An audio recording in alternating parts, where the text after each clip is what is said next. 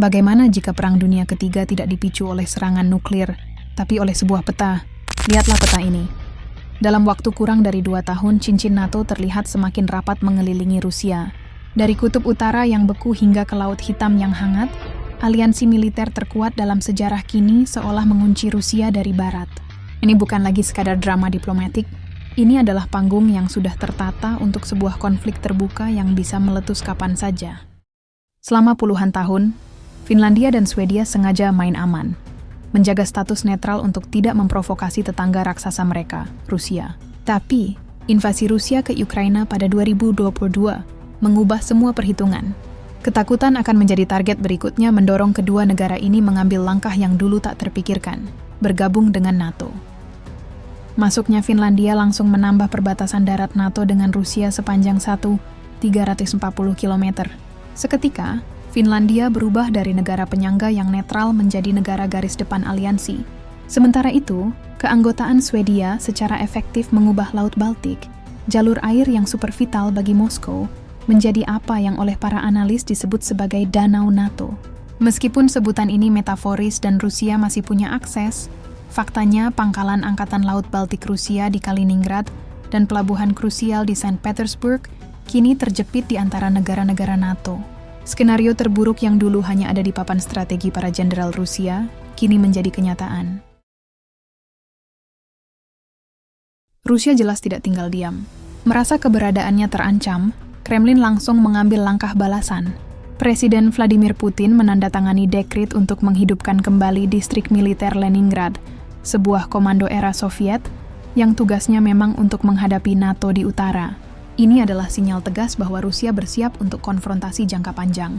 Rusia telah mengumumkan rencana untuk memperkuat pasukannya secara besar-besaran di sepanjang perbatasan barunya. Citra satelit sudah menunjukkan pembangunan infrastruktur militer baru di beberapa lokasi dekat Finlandia. Meski sumber daya terkuras oleh perang di Ukraina, niat Moskow sangat jelas. Membangun kembali kekuatan militer untuk menandingi postur baru NATO di depan pintunya. Ini bukan sekadar pergeseran pasukan biasa. Ini adalah awal dari perlombaan senjata baru di Eropa, di mana setiap tank atau rudal baru dari satu pihak akan segera dibalas oleh pihak lain. Dengan begitu banyak senjata dan tentara yang saling berhadapan dalam jarak dekat, potensi salah paham bisa meledak kapan saja. Laut Baltik yang kini ramai oleh lalu lalang kapal perang NATO dan Rusia menjadi salah satu titik nyala paling berbahaya di dunia. Satu insiden kecil saja, kapal yang terlalu dekat atau jet yang melanggar batas wilayah udara, bisa dengan cepat berubah menjadi krisis internasional. Namun, ancaman yang lebih mungkin terjadi dalam waktu dekat bukanlah perang frontal, melainkan perang hibrida yang semakin intens. NATO menuduh Rusia telah meningkatkan operasi semacam ini, mulai dari sabotase infrastruktur seperti kabel bawah laut, serangan siber, hingga memanipulasi arus migran untuk menguji pertahanan dan kekompakan NATO.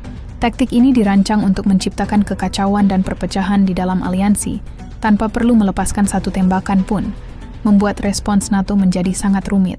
Dan di atas semua ini, melayang bayangan ancaman yang paling menakutkan, perang nuklir.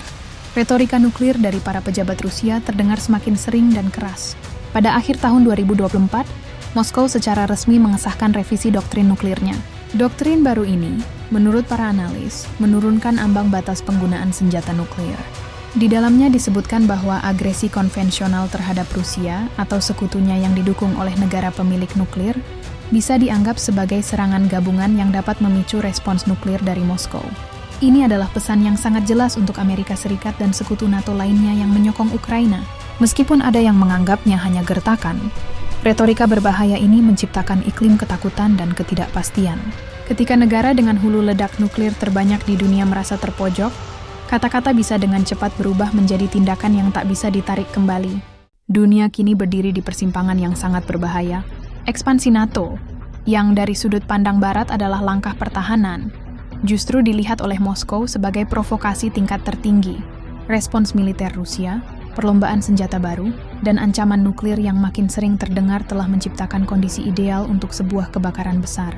Perang Dunia Ketiga mungkin tidak akan datang dengan pengumuman resmi. Bisa jadi ia dimulai dari sebuah insiden kecil di Laut Baltik, serangan siber yang melumpuhkan, atau salah perhitungan tragis di perbatasan Finlandia. Lonceng peringatan sudah berbunyi nyaring, Pertanyaannya bukan lagi apakah situasi ini berbahaya, tetapi seberapa cepat sebuah percikan api kecil dapat menyulut seluruh tong mesiu ini. Menurut kalian, apakah ekspansi NATO ini sepadan dengan risikonya? Ataukah ini adalah langkah yang tidak bisa dihindari untuk menghadapi agresi Rusia? Sampaikan pendapatmu di kolom komentar. Jangan lupa untuk like, komen, dan subscribe agar tidak ketinggalan analisis geopolitik mendalam lainnya.